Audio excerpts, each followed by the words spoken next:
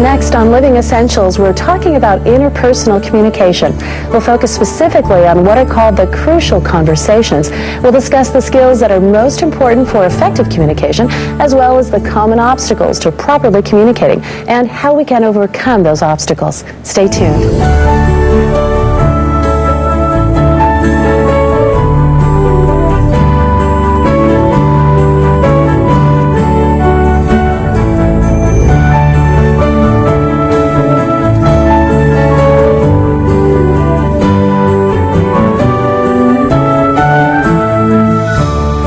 Welcome to Living Essentials. I'm Rebecca Cressman, and today we're talking about interpersonal communication.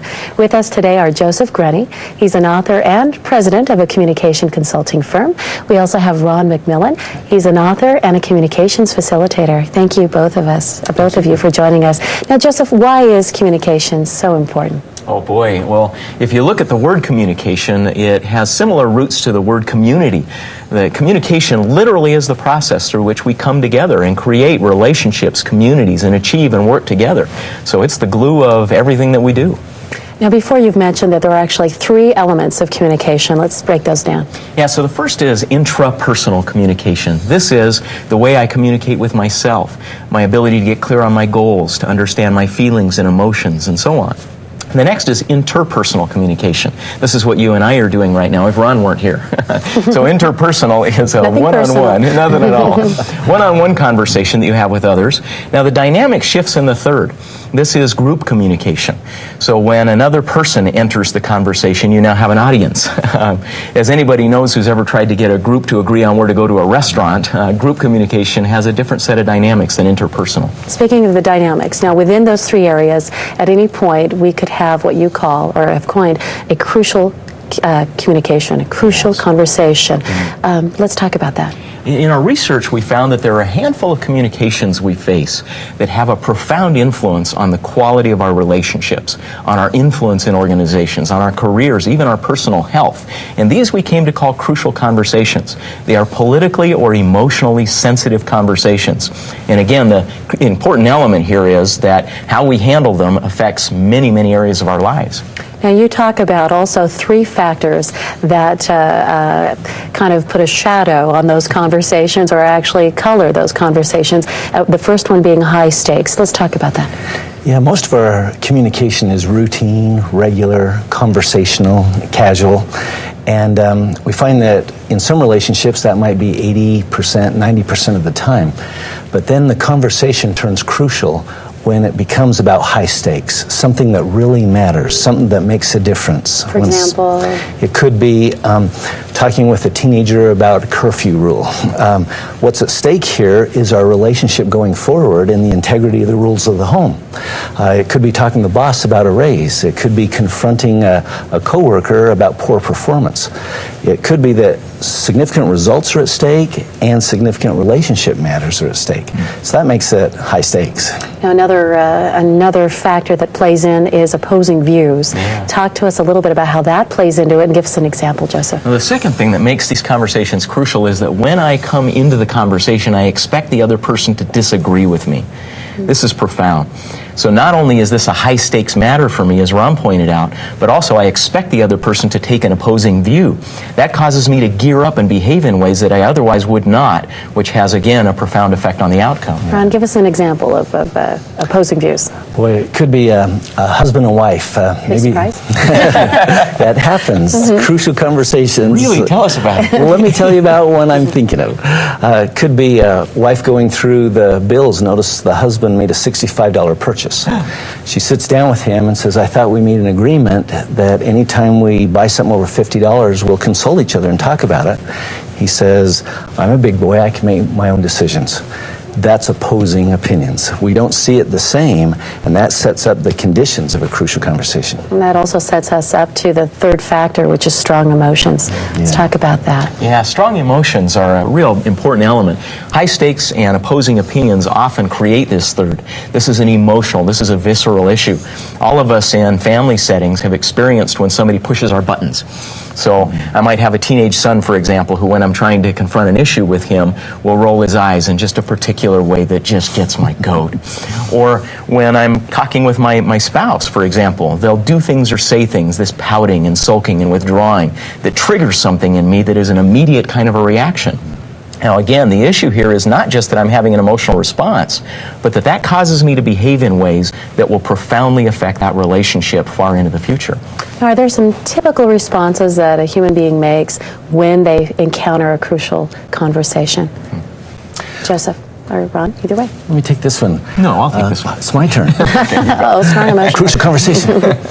What we found is in these crucial conversations when it matters the very most, that's when we tend to do our very worst. And it's primarily because of the strong emotions, as you pointed out.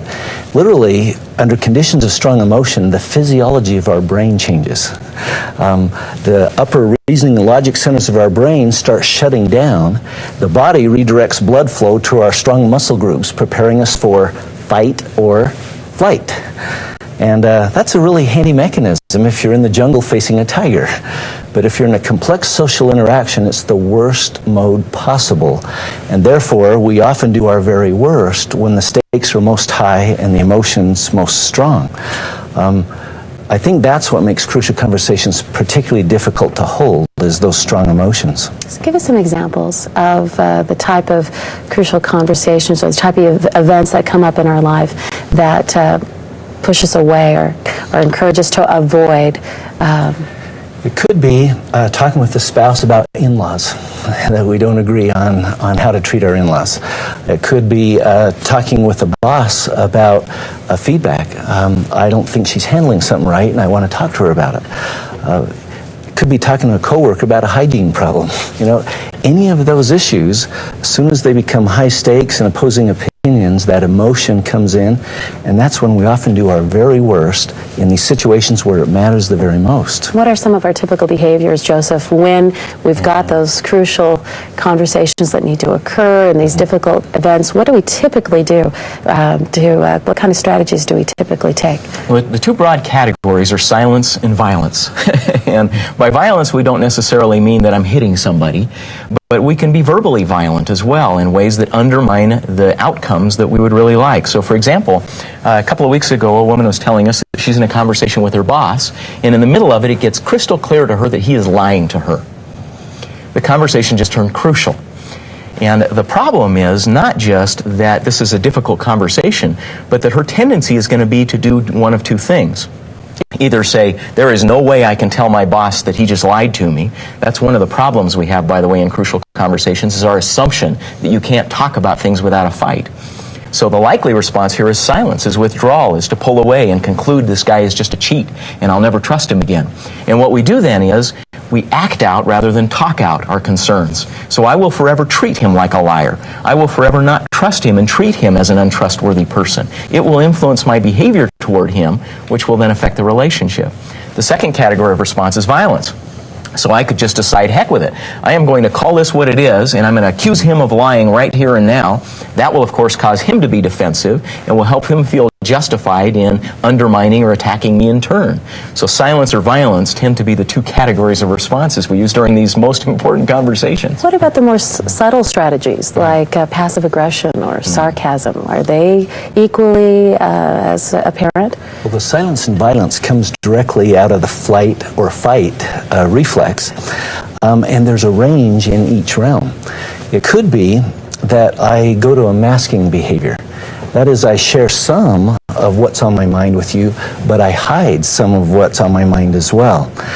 It could be that I don't feel safe telling you the whole truth, or that I'm manipulating you. I want you to choose what I want you to choose, so I'm not going to give you an argument against it. That would be a step into silence. More silent than that would be avoidance. Real silent is withdrawal. I just give you the total silent treatment. I emotionally disengage, and I will not have this conversation. I remember my son, when he was 16, I wasn't handling a crucial conversation very well. I said, "What were you thinking? Didn't you consider the consequences?" And his response was, "Are we done yet? Yeah. Are we done yet?" Yeah. No engagement at all. He had totally disengaged. So there's a range of silence. There's also a range of violence, right? Yeah, on the violent side, you start just by becoming controlling. One of the most common responses when we start to feel someone is threatening our interests is to start to overstate our point of view. So if our spouse is saying, I think we ought to do this, we start saying, no, that's absolutely wrong. Maybe we didn't even believe it was absolutely wrong a second ago. We just had some reservations, but now we start stating it even stronger.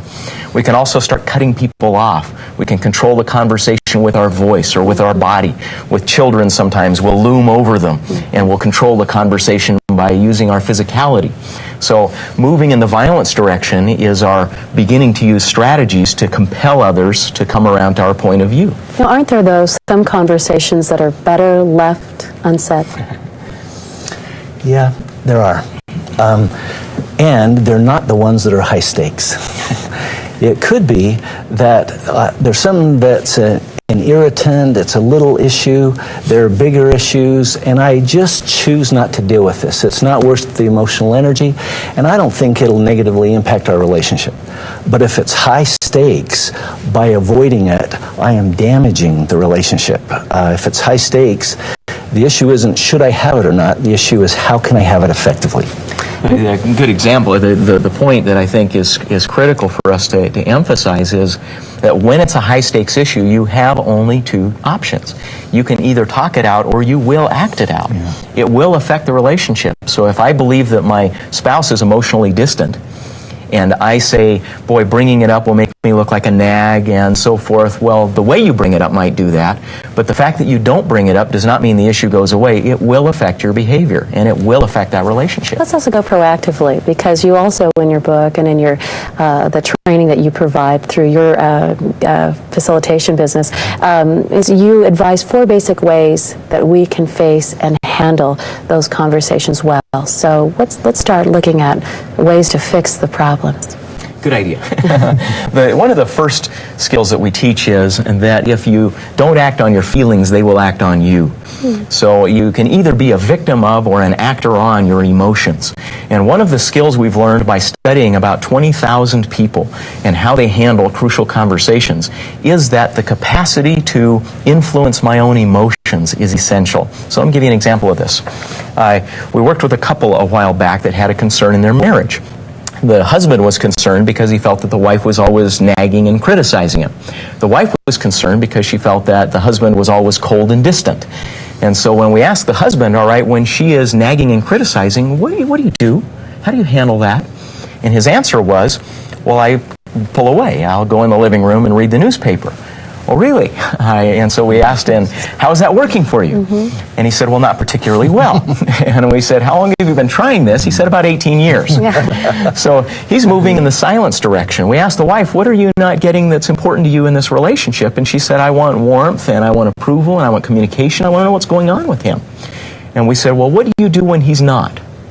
And she said, well, I'll sometimes make a sarcastic comment, or I'll point out something he's not doing right. And you see what's happening here. So both of them, because of this emotional response, are doing precisely the thing that undermines what they want most. You know, when it matters most, they're doing their worst. What they learned over time is that these emotions that they feel when she is nagging and criticizing me, or he is becoming cold and withdrawing, is what is driving them in that direction. What they also learned was that those emotions don't come, and this is the important point, those emotions don't come from what the other person is doing to me. They come from the stories I'm telling myself about what they're doing to me. So it isn't the fact that she's nagging, it's the fact that the story I'm telling myself makes her out to be a villain for nagging and makes me out to be an innocent victim. I'm doing nothing to deserve this. I'm a good husband. I'm a good provider. That story is what causes me to feel justified in pulling away and being punishing. I make her out to be a villain by saying things like she's unappreciative and she's attacking, she's harping, and so forth. So when I do that, that causes me to react in these ways. Acting on your emotions means 2 things. Number 1, becoming conscious of the stories that we're telling ourselves that create our emotions. And number 2, changing those stories. You change your stories and you will change your emotions. Now you also have a second way that you advise. Start with intent, not content. Define that. Yeah, a lot of people believe that the problem with communication is candor or honesty. That you can't be totally honest with your boss, you'd lose your job.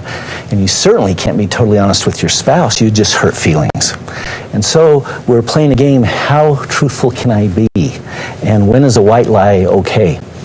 We found in our research, which was a 12-year research project, we conducted over 20,000 interviews, processed over 500,000 surveys and questionnaires as we studied the master communicators in North American business.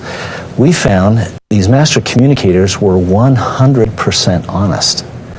Honesty is never the problem. The problem is safety. And we found these master communicators, they were 100% honest, but not in a way that insulted people. They were 100% honest and 100% respectful of the other person. Now often, you get defensive not because of the content of my message or how truthful or not I am. You get defensive because of what you perceive my intent to be. My intent is to hurt you or harm you or take advantage or win. Then that creates defensiveness. And so when we said, get clear about your intent first, focus on intent and even communicate the intent. This isn't going very well. I am so sorry. I'm just trying to solve this problem in a way that we don't have to face it again in the future. That would be an example of communicating my intention so that you see it's respectful to you, it's mutual purpose, and it starts creating a lot of safety so we can talk about difficult content. Great, crucial conversation for me to have throughout this process as well. Another point of advice you have is don't start with feelings, start with facts. Now, this was kind of counterintuitive to us as we watched these crucial conversations. One piece of advice a lot of people had received is to start by sharing your feelings, and in fact to use what some people call I messages. We found that this can be very destructive in a crucial conversation. Where there's a safe place for the conversation to occur, you can disclose feelings at the beginning.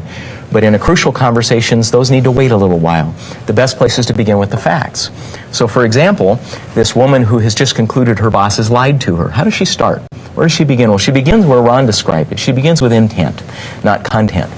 So she opened the conversation by saying, I'd like to raise a concern that I've got with you, boss, and I want you to know that it's because I want us to have a really great relationship. I'd like for things to be free and open. I want to feel supportive and engaged in working for you. And there's something that's getting in the way of my feeling that way. I'd like to be able to discuss that. Would that be okay? Well, boy, that was a great opener. And the boss said, well, yeah, what's wrong? What's bothering you? Now, start with facts, not feelings. She goes through the facts of the experience. What caused her to conclude he was lying? Here's what she said. She said, 3 weeks ago, you promised to support me on a promotion. And 2 days ago, I asked you if you had during the committee meeting that was discussing this, and you reported that you had. I was really happy about that. Yesterday, I went to lunch and heard 3 people who were in that committee meeting discussing the candidates, and my name was not one of them. I asked them if my name had been presented, and all 3 of them reported that it had not. Now, I have not accused him of being a liar. I've reported the facts. What I've done is laid out this, and so if I begin there, it tends to create less defensiveness. Getting clear on the facts is the homework you need to do before going in and having a crucial conversation. So don't just share how you feel, share why you feel that way. What are the facts behind it? And you bring up defensiveness, and that is the 4th step. When you see defensiveness, step out of the content and rebuild safety. Yeah, you don't water down the content, you don't sugarcoat it so that it'll be easier for the other person to receive. Rather, you actually step out of the content and rebuild safety. One of the principles that we learn that's, I think, one of the most important in communication is make it safe. If we have a crucial conversation, how can I make it safe for you to have this conversation with me? One of the ways is, as Joseph was describing here, if I present the facts, rather than an accusation, you liar, or rather than a statement of emotion, you disappoint me, I'm so hurt. But if we state our intent, then we stick to the facts, and then we ask for their opinion, the way we're doing that starts creating more and more safety. They see I'm being respectful and that my purpose is similar to yours. Sometimes it gets unsafe because of misunderstanding. My intent is to be respectful, but you take it as disrespect. And so there are several skills you can use. One is a little skill called a contrast. And the idea is communication is like 2 sides of a coin. One side is what I want or what I mean or what I intend. We're pretty good at doing that, but we leave the other side unsaid, which is what I don't want or don't mean or don't intend. And so if you're perceiving my communication as disrespectful, I could use the contrast to clarify my intention. I don't want you to think that I'm trying to win at your expense or that I'm pushing my resolution at to the disadvantage of yours. Rather, what I want you to understand is I want the very best solution to this problem for you and for me. Can we talk about that?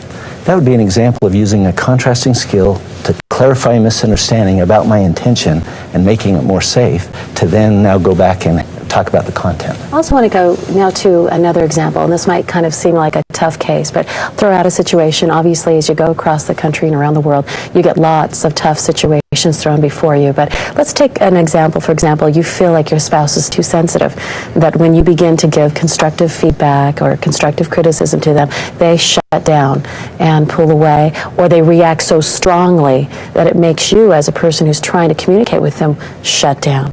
In that situation, how can we break that down in just a few minutes? Yeah, I'll first share with you how not to do it. How not to do it is to wait until they're becoming defensive and then raise the defensiveness issue. That's what we tend to do. Okay. So we tend to have the wrong conversation. We get into something, they get defensive, and then in an accusing, attacking way, we talk about, you're always too sensitive. So the principle here is that anytime you're stuck, anytime there's a problem that you face over and over again, there's a crucial conversation you're either not having or not having well. So have that conversation. If you're with a person who, when you raise concerns, tends to shut down or become defensive, that is the crucial conversation. So find a safe time when you can discuss specifically that topic and use the skills that Ron and I have just described. Start with your intent. So, sweetheart, I love it when we feel great with each other. I love it when we feel warm and affectionate with each other. And I notice there are times when we don't. I notice there are some times where we withdraw and pull apart and are cold with each other. And I'd like to minimize those. I bet you do too. I'd like to share something that I see the two of us doing that I think is probably contributing to that. Would that be okay if I did it? So I start with my intent. And it's a very positive one that I'm trying to do that's constructive. The other skills then come in as well. Share the facts before you get to the feelings. If the other person gets defensive when you're talking about defensiveness, set the issue aside for a moment and reassure them of your intentions and respect. When they feel safe, you will then, and this is so important, you will then be able to go back to the issue and absolutely candidly discuss it. You can talk about anything with somebody if they feel safe enough with you. Speaking of talking about anything with individuals, in a work organization or a family organization, whenever you're communicating with people or dealing with people on a day-to-day basis, sometimes, let's say we take an example where we have the same conversation. Someone's feeling like, you know what, I've already tried to address this problem with this person over and over again, and yet it's still occurring. So I'm feeling right. So I'm feeling like I've got two choices. I can either be the nag, or I can just give it up. Yeah. What's your advice there? Well, that's a trap we often fall into. And it helps to know that there are different levels that you can have the crucial conversation on. The first level, which is one we've been talking about, is content. What is the problem that you want to solve? A second level and a deeper level is talking about the pattern.